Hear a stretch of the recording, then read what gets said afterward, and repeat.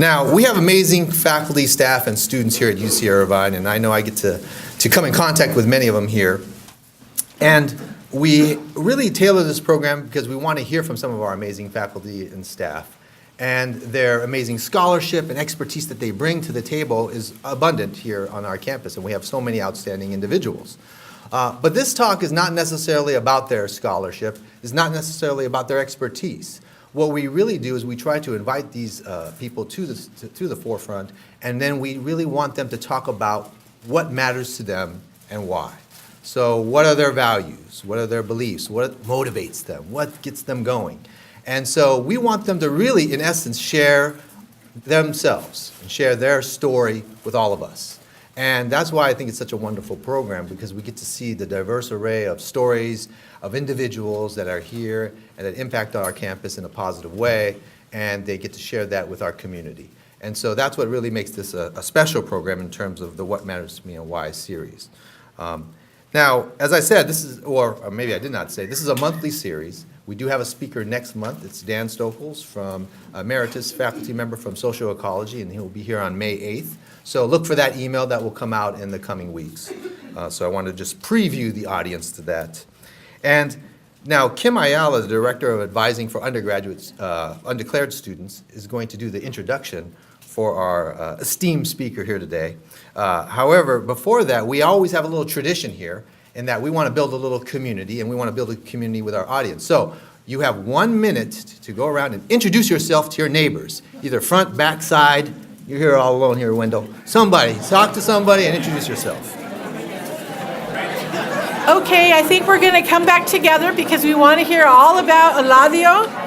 So can we come back? Thank you for sharing and getting to know fellow anteaters.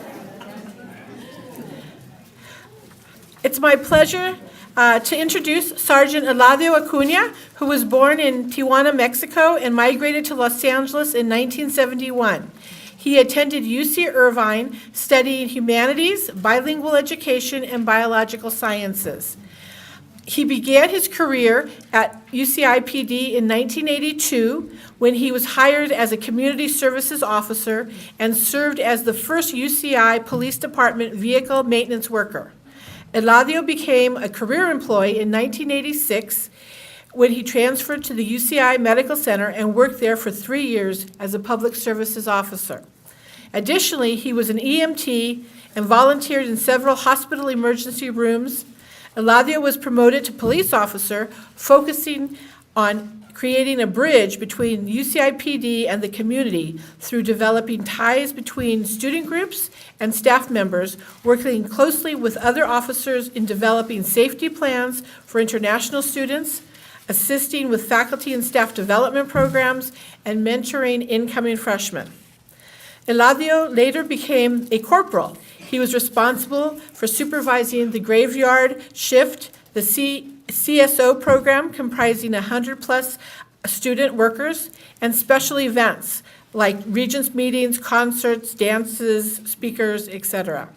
He was promoted to sergeant in 1996 and worked in the patrol division developing the Adopting a Zone program, which later became the UCI Zone Policing. During his career, Sergeant Acuna has served in more than a dozen community programs. Currently, Sergeant Acuna works as the Day Watch Patrol Supervisor and is responsible for the Bicycle Patrol Unit, Bicycle Education and Enforcement, System-Wide Response Team, and System-Wide Mutual Aids. In total, Sergeant Acuna has served as a career employee with the UCI Police Department for over 32 years. Help me in welcoming Sergeant Acuna.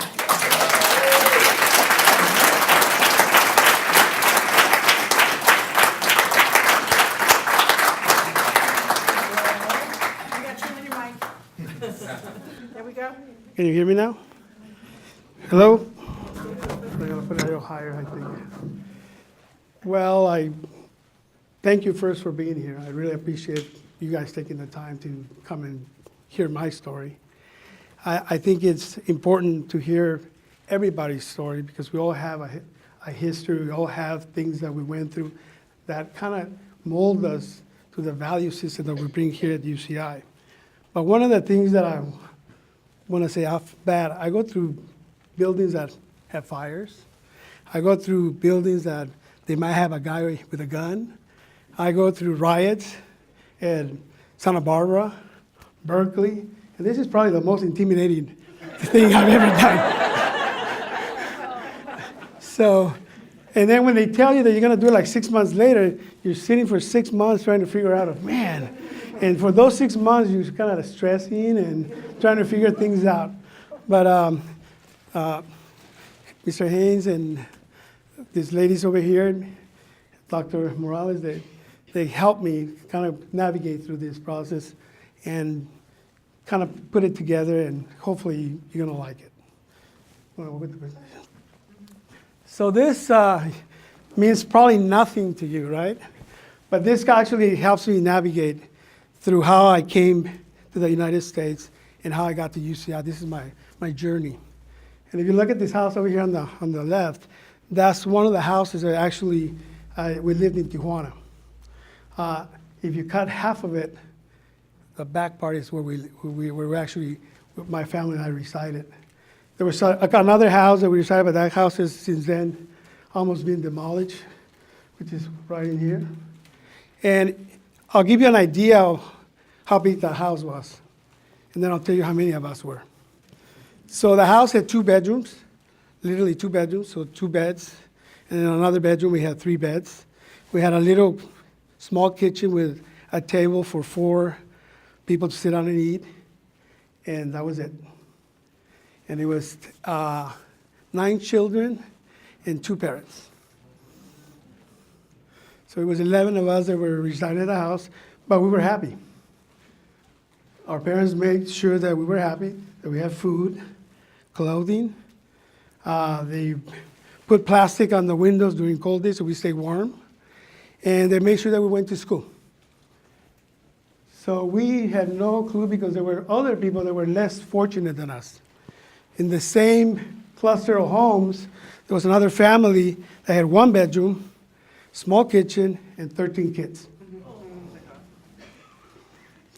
And there was a few other homes in the same cluster.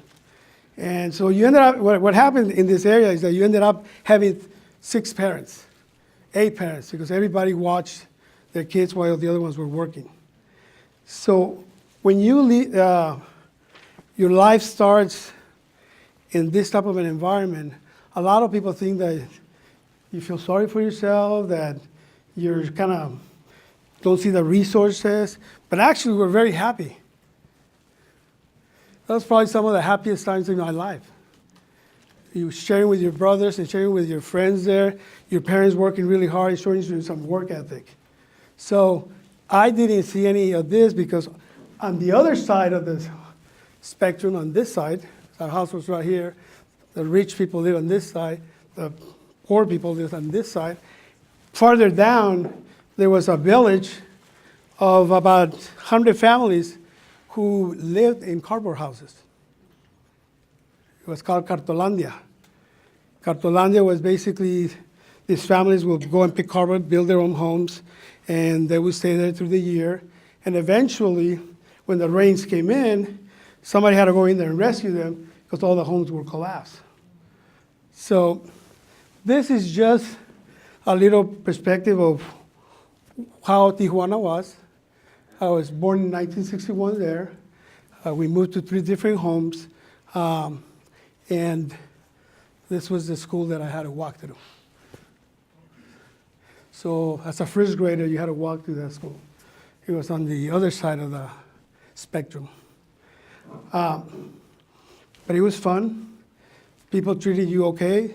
The only disadvantages that we saw, or the only indifference that we saw was money, little money, nothing in between. It was an economical challenge for a lot of the families on that side. So a lot of those parents ended up going to the U.S., get work permits, get some funding, money to bring it back, pay the bills, pay the rent, and then buy whatever needs you needed to go to school, or buy your pencils, your paper, and whatever you needed for school. We didn't travel that much. We didn't do a lot of extra activity, going to the movies and stuff like that, because there was no funding for that. You're probably wondering what that car means up there. That's not our car. This car was, my father was very good man. He was a very good service. I got a lot of my values from him. And my father, when he first came to Tijuana, remember how big the house was, right? He came from a little town called Tepetongo, which is real near to Jerez in Zacatecas, in the state of Zacatecas. Well, the word went out that he was in Tijuana. So guess what happens when your friends and family and friends of friends find out that there's a connection in Tijuana? They all showed up at our house. And they will stay there for a day or 6 months or a year until they found passage into the U.S. So my dad helped a little bit over 100 families to get access to a better life in the U.S. Somebody up high in the United States will call it differently. But this car right here belonged to one of those families that my dad helped. And one day, what happened was our house, this house was, where is it? It was attached to another house, and this house, part of the house burned. There was a family that lived there, and it damaged our house too, the one we were renting. And my mom pretty much challenged my dad and told my dad, it's our time to go. And my dad said, no, I'm okay. No, it's our time to go. And my mom was the one, the driving force to actually leave Tijuana and start a new life in the United States. So there was a problem. 3 of my brothers had a permit or green card. The other half of us didn't have anything. So that's where that car comes in. There was a family in the United States that had similar age group. And she came down because my dad helped her start her new life in the U.S., brought that car, and we slept on the back as we were crossing the border. And as we were driving that car, and we're supposed to follow these orders that you don't get up regardless, you stay asleep, they're gonna hit the car, and the agents are gonna try to wake you up, you just stay asleep and until we tell you. And even when we'll tell you to get up, you stay asleep. That makes a lot of sense. So we're at the border, crossing, the car breaks down.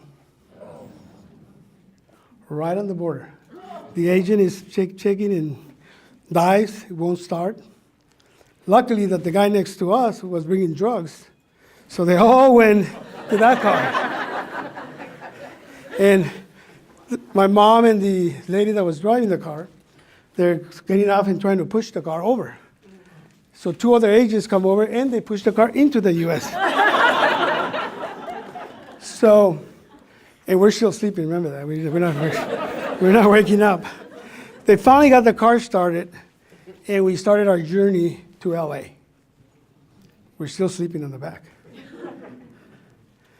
And this is one of the most interesting things that happens to us, because at one point my mom says, okay, you guys can get up. What do we do?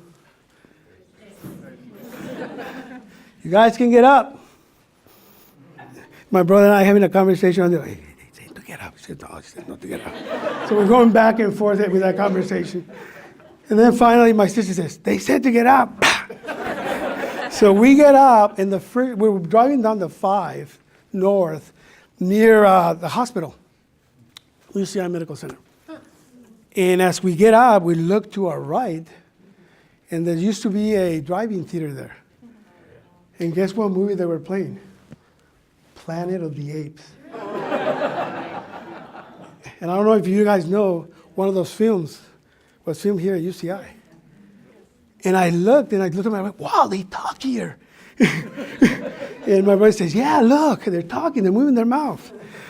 So that was one of our first visions of what the U.S. was. And we're all happy in the back, and as we see the screen disappeared, and then we end up arriving at East LA.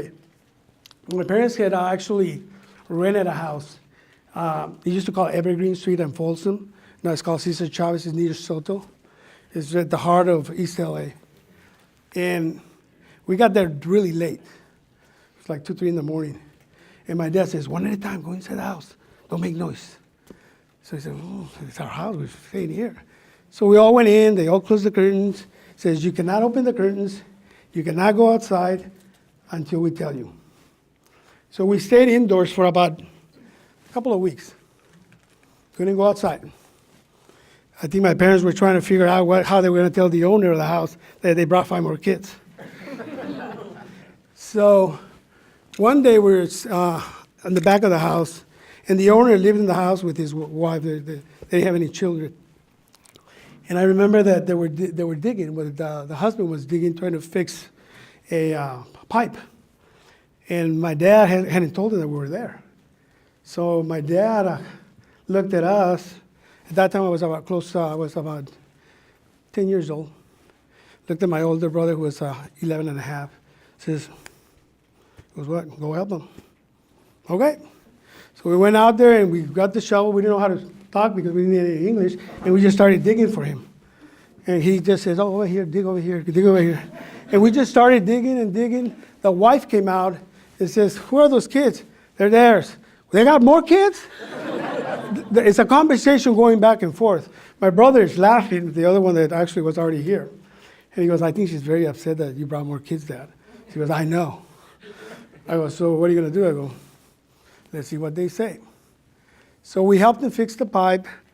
The husband, I think, told my dad it was okay, but eventually we were going to have to move because there was too many kids for a 2-bedroom house. So we figured, okay, my dad's going to find a bigger house. Found a 2-bedroom house down the street, which is a place called Wabash City Terrace, infested with gangs. There was at least about 6, 7 gangs in that area. And I always think about that because how did they keep us straight? A little bit of this, a little bit of that. And I give my parents a lot of credit because my mom and my dad, they're my heroes because one of them had a 2nd grade education. I'm talking elementary school. The other one had a 1st grade education. But yet they were able to manage finances. They were able to feed us. They were able to bring us to the United States. They were able to keep us dressed and provide us with the needs of what every human should have. And I'm going to tell you, their budget was $8,000 a year. That included to pay rent, bills, whatever. And for them to manage that and still have these kids, pretty healthy. Most of us were pretty healthy. And able to instill in us the values of working hard, treating people with respect. You are included in this family, and you will participate in this family in everything, including paying bills. So the way that it was reflected, high school, we're still in elementary school, we're still doing some odd jobs with them. When we got to junior high, we started working with them, cleaning offices. So we got out of school, jump in a car, and go clean houses till about 10, 11 o'clock, sometimes 1 o'clock in the morning, get up in the morning and go to school again. So it was part of helping the family continue with the dream. And then we had a little class because, remember, we had the Chicano movement. And then we have the Mexicans that came over. And we couldn't identify ourselves with the Chicano movement because we came from a place that was what? We didn't have enough. And what the Chicano movement was fighting for was for better education, better services, access to universities. And we came from a place that were a lot better. So I said, man, why are you asking for that? I mean, we came from down here, we were a lot better. So it was a little clash of of cultures and identities, and we were trying to still figure out. Remember, we're still undocumented. Half of us don't have a green card. So they wouldn't take us in school either at first because they wanted us to have a Social Security or some type of a state number. But once eventually we made it to school, we appreciated the fact that we were getting education. They were giving us free pencils, paper, books, stuff that we had to buy in Mexico. And you get to see films sometimes and field trips. So that created a little bit of clash with my parents because they said, "You're Mexican, you're not Chicano." And a lot of the immigrants that were coming, they were having the same conflict. The first contacts that I had with a Chicano was a Cholo. So it was not a very good experience. It was in the bathrooms. They take your wallet, they took your whatever you had in your pockets, and then they send you back to the class. So a lot of times you didn't go to the bathroom, kind of hold it. So those were the experiences as I'm going through junior high. And then, remember, I came from Tijuana to East LA, where there's a high population of Mexicanos, and then there's a high population of Chicanos. Some Asians here and there. And then my dad decided that he's going to buy a house in Linwood. He got a little bit of money. He had an accident and used that money to buy a house in Linwood, 2 houses attached to each other because he wanted to bring my brother with his wife. Meanwhile, before we even moved from LA, this is just me. We moved from LA. My father brought another family into our house. So now it was 23 of us. 2-bedroom house. But we made it happen because we were helping this family relocate also into the United States. And we stayed close with that family. Some of them were my cousins, but they still thank my parents for that. So my dad continued doing what he was doing in Tijuana, but now he was doing it in LA. He was bringing the ones that were coming in, helping them out, establishing them with jobs, helping them out, and a month later, another family will come, or a couple other people will come and stay with us. So this was the family back then. This is the family that came, my aunt. This is my dad right here. So I'm the one in the back, the cute one. So now I'm being transitioned from a community of Mexicanos and Chicanos to Linwood. Anybody know where Linwood is? So where do you think I walked into? Come on. What? Nope. White community. It changed like that within a year. It became black and then Hispanic because the factories closed in Southgate, so they all left. So yeah, we walked into a white community in Compton and the vicinities were also white. And they had the Hell Angels Club there. And within a year, it turned Afro-American. So now I'm going to Linwood High. There's a small community of whites, a small community of Samoans, small community of Hispanics, and then 70% probably Afro-American.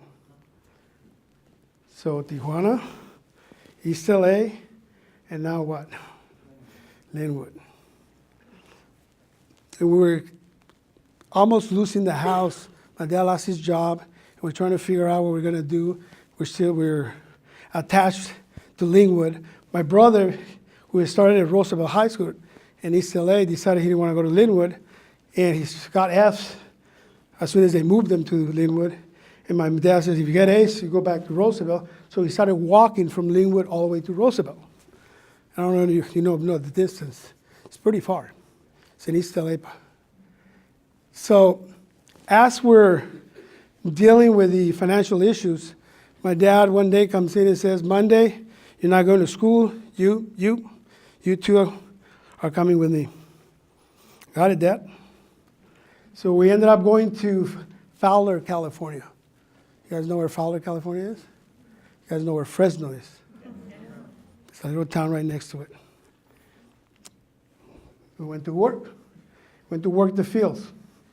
So we ended up at this farm that my dad had connections, and we were supposed to stay there for a couple of weeks, pick strawberry, grapes, and bring as much money as we can to catch up with the mortgage of the house. And we got there, we get into this little house where they kept all the farm workers, and my dad says, they got a room for us. I said, okay, but another guy tells my dad, don't turn the lights. My dad goes, why? Just don't turn the lights. What happens when you tell somebody not to do something? My dad turns the lights, and it's literally infested with bugs. So my dad looks at that, he goes, we're sleeping in the car. So we slept in the car for about 7 days. I slept in the trunk, my other brother slept in the back seat, my dad in one seat, and my two other brothers decided to sleep underneath the car. And they did that for 7 days. Finally, at the end, we had a little bit of money. We went and got a hotel room, took showers, and worked 2 more days, and went back to LA. We realized also that this farm owner was hiring these people to work his farm, but yet the next day he was leasing them to other farms. So he was making money. He says, I'll send you 20 workers and this is how much it's going to cost you. And I mean, we're high school, we're 9th graders, 10th graders. And you start realizing the disparities that people do for this. And my dad, when we decided to come back, he said, go to school. If not, this is what's going to happen. And he proved it. 10th grade, he took us to Santa Ana. Pick strawberries. Pick strawberries, green beans, lettuce, and then we had to, September, we will miss a couple of weeks of school to go help the farm worker, the strawberry plants. You have to implant them in the dirt and care for them for about a week, and then that way they take off, and then you get your strawberries at the end of March or April, you get your first pick. So I always wondered why he always wanted us to go work in Santa Ana. We did it a lot. And I go, Dad, come on, we gotta go to school. He goes, let's go. They need help. And later on, I found out that the owners was Sakyoka, which is Sakyoka farm was owned by this lady that my dad called her Chiquita, because she was a little Japanese lady. And I found out that this lady was the one that wrote the letter for my dad. They call it a work letter. So he could get his green card with my two other brothers and my sister the first time they came up. So he was very loyal to her. And we were paying for that. And when we found that out, we used to tell our dads, when are we going? But nope, stay in school. We're ready to go. Because he taught us that somebody that stretched their hand to help him out, help us out financially when we were in Tijuana, and now it was our turn to repay. And that was the message that he kept telling us over and over and over. Always extend your hand, help somebody, be of service. Don't expect anything back, but it will come back. And from then on, my family is very kind. They'll take anybody, even when you do them wrong, they'll forgive you, and they'll still help you out if you're in need. And that's one of the messages that when I came to UC Irvine, and I came by just the nick of a mistake, just like how I got into law enforcement. Dennis Lopez went to our school. That was one of the first outreach programs that Irvine sent out to Linwood. And I'm sure some of you guys recognize Dennis Lopez's name. And he sold us to come and visit UCI. So my best friend from high school and I came to UCI. We drove around, and it's a nice place. We should apply. He goes, yeah, we go to the Marines. We go, I know, but we should apply. So we applied, but we already had like 90% of our foot in the Marines. We were going to go to the Marines. I was pre-med most of the time, high school. I was volunteering in hospitals. I was driving an ambulance. I was an EMT1. And so I was doing a lot of that. My whole career was directed towards medicine. So they called us for an interview.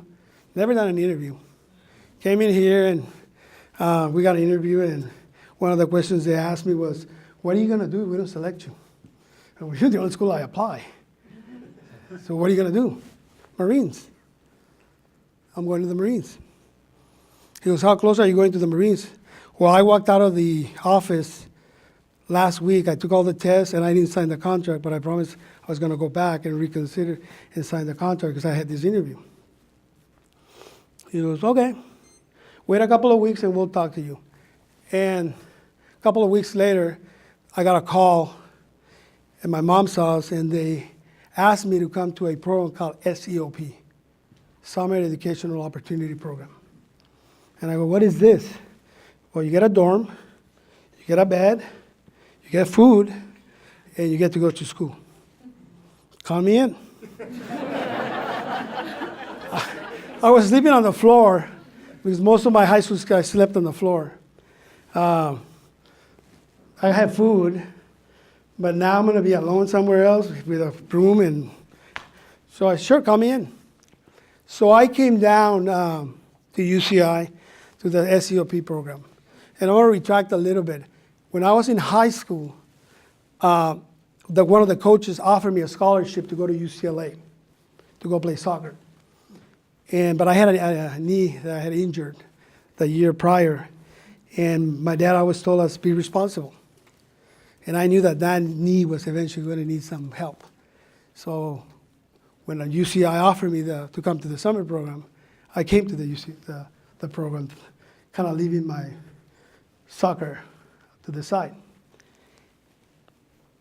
Once I was here, I mean, despite the majority of the population was Anglo-Saxon, it was 90%. I fell in love with the place. There were some struggles that we had to go through. You know, sometimes every once in a while you would hear the word wetback.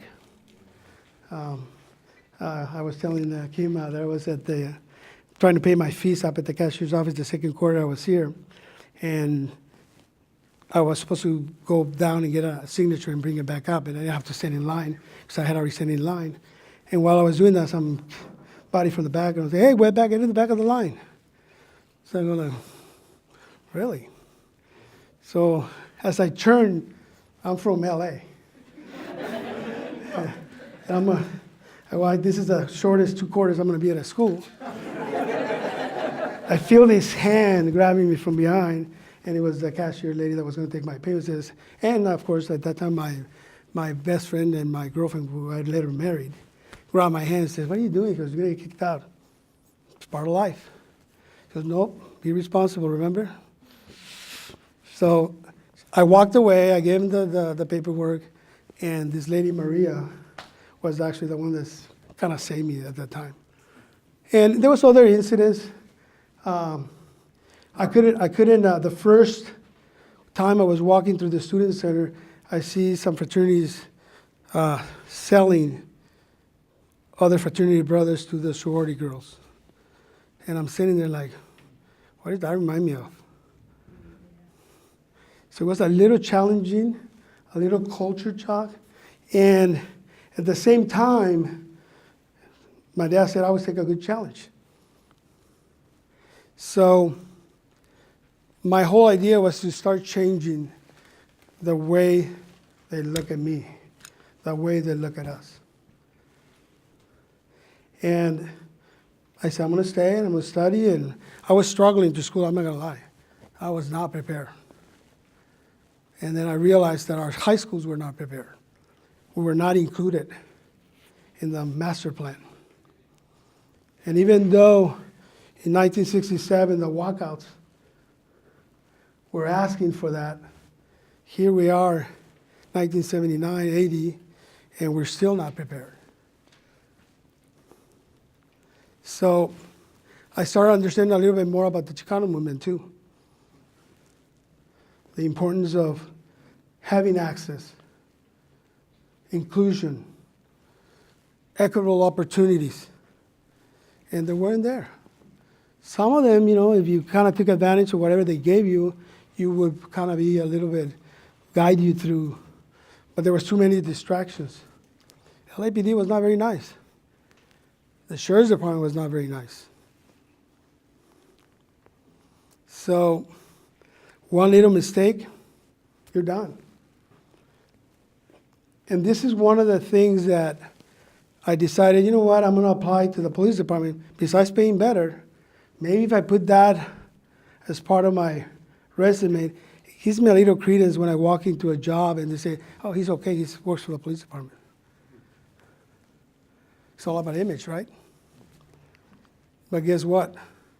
I couldn't get hired. I kept calling UCIPD, hey, I need a job. I'm a student worker, I want to be a CSO.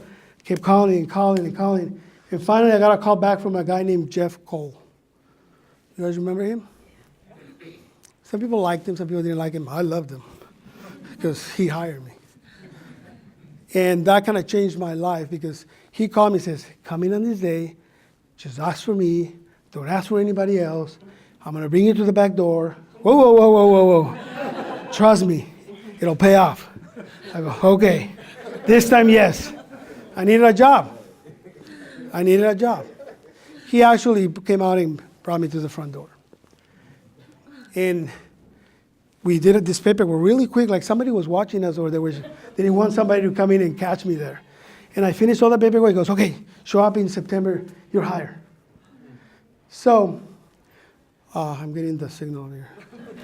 So I got hired as a CSO, and then later on, I was a bio major. I still wanted to be a doctor. I was still trying to get into med school. I was a pre-med, and I said, I'm going to take humanities. Humanities is a little easy Spanish. I should be able to handle it, right? Hell no.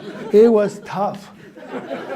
So now I got two majors, and I can't finish either one.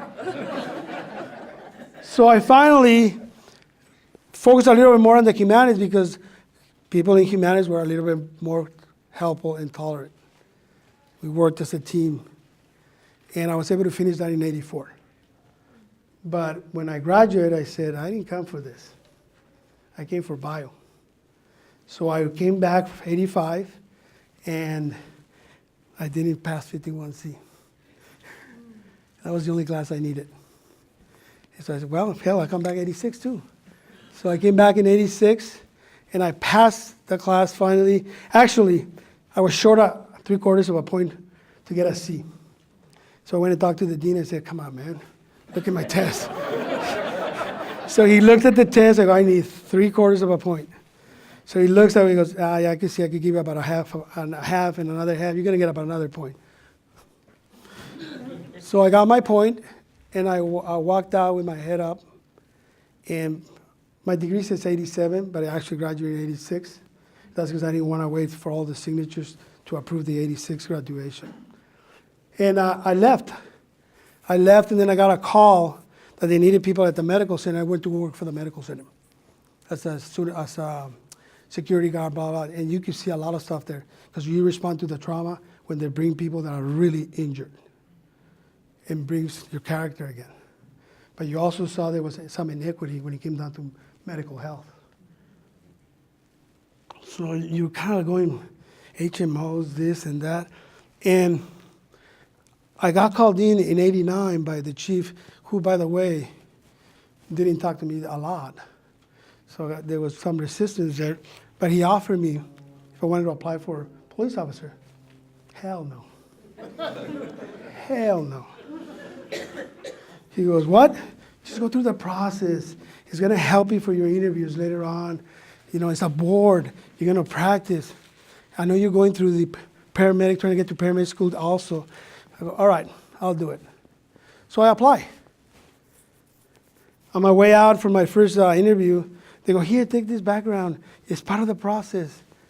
I took it, I filled it out, and I gave it to them. I came back on a Thursday, about a week later, he hangs me a pink slip.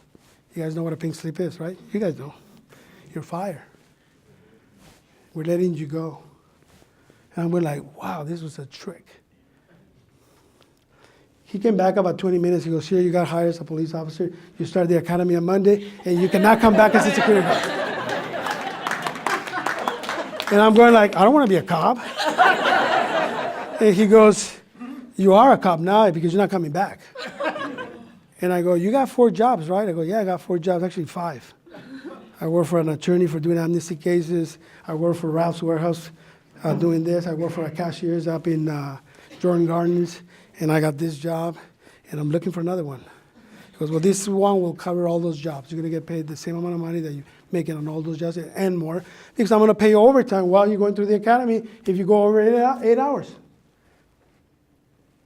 And I go, let me think about it. I went home. I talked to my mom. My mom says, it's your life. It's your life. Do whatever you want.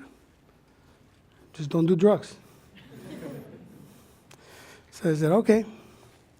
So I decided to go and try out the academy.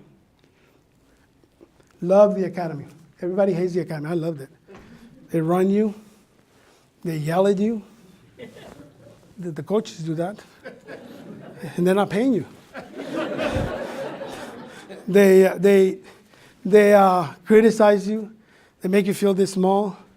And by also going through the academy, I found out that the training that was going on, it had nothing to do with how do you service and help people. It was how do you survive the streets. And the majority of the contacts that we make with people are what? Good people. Even in the ghettos. The majority are good people. Yes, you come across those people that want to hurt you, but... So I ended up kind of changing my tune on how I was going to do business. And then when I got here, the chief actually put me to the side. I need you to build bridges. And I go, you pay me this amount of money to build bridges? Gee, I'll do whatever you want me to do. So I dedicated my whole career in actually talking to people, giving them the only thing that I own, which is my time. And I've been doing that since 1979 when I was a student here, all the way till now, and it's coming time to a close soon, possibly in a year or so. And I get to meet the great people like the lady back there, wave, Martha. What a great time to spend at a college environment, dealing with professors, students, faculty, staff, visitors, and they pay you to do that. And every once in a while, you take somebody to jail that's trying to disturb that environment. I know that people don't like the uniform. I know that. But it's beyond all of that. And I'm going to finish up with 2 examples. Is that okay? One. I ran into a doctor, well, a student that was working to be a doctor, so I could relate to him. And he was doing something that he shouldn't be doing. And the officers that were handling the call, I was the supervisor. The officers that were handling the call said, we're going to arrest him, we're going to take him to jail, we're going to do this, we're going to do time out. But you go back to the car, go back to the station, you go patrol, I'll handle this one.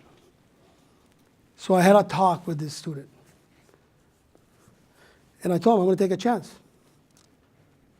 And I walked away. Closed the door of his apartment, walked away. 10 years later, I got a call from a nurse. He goes, hey, you remember this incident? Yep. Don't tell me that I made a mistake. He goes, no, he's actually one of our best doctors we have. People skill says he takes his time with people, and he told me to tell you, because he found out you were still working, thank you. Can I do the second one? It's up to you guys. What's your second story? My second story was that Sorry, Kimberly, you got. I see this guy, this kid that's dressed down as a cholo, and he's staring at me. And he has a. But he keeps looking at me, and I'm in uniform, and I kind of standing there. So, and a few days later, I run into him in one of the food courts, and he's still staring at me. So I kind of stare at him. He goes, I don't like your clothes, the uniform. I go, well, I don't like yours, but I like you. He goes, what? Yeah, for you to tell me that you don't like my uniform, that's a start. Because you just opened the channels of communication. He goes, so he's over at the cross, outside of the cross, every day, standing there with his stand. And I'm always walking by, and we look at each other, kind of eyeball each other, and just keep walking. 6 months like that. One day I'm walking, same place. I look at him, and he goes, got you.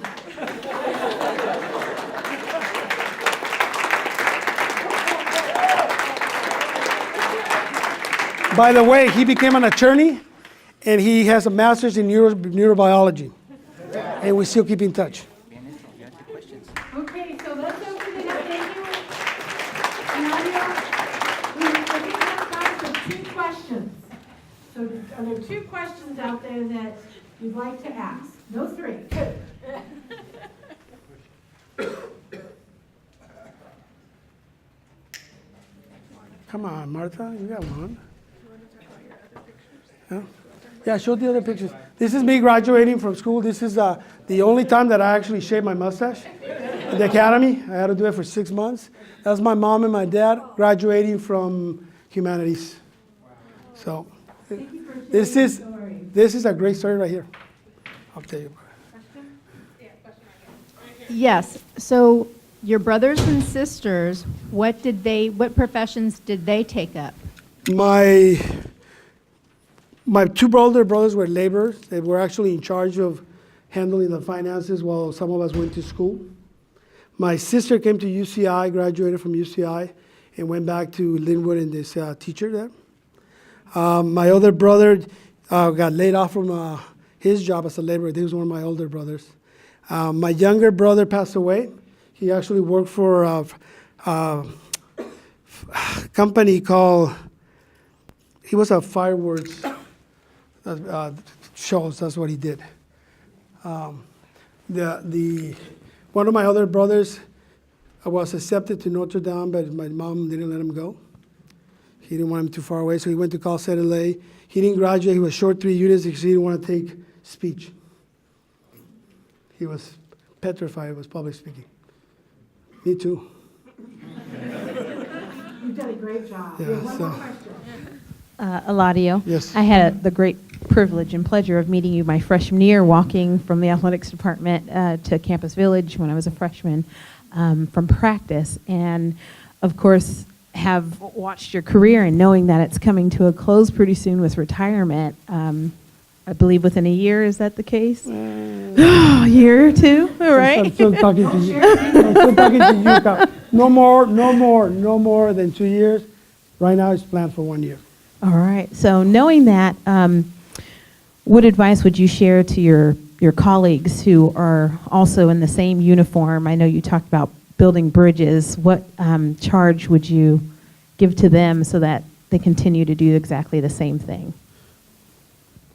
We are taught how to stay alive on the streets, and trust me, it is real.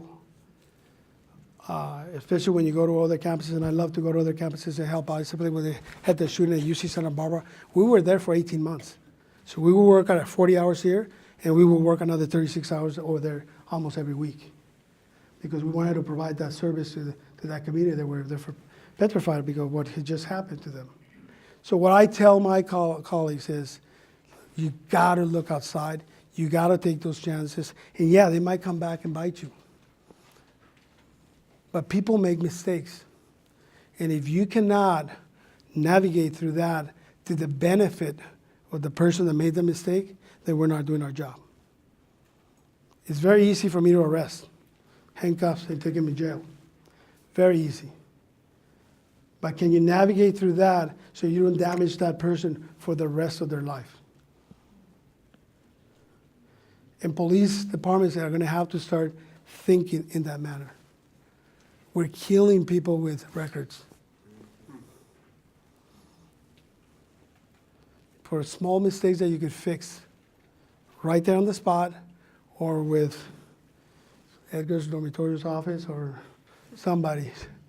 And we have a great opportunity here to mold and kind of guide some of these young talents that later on are probably going to come out with some cure or build a better building or become better nurses or write great policy. And I think that would be my advice. Take that chance. Don't take the easy route. Okay, can we thank Eladio?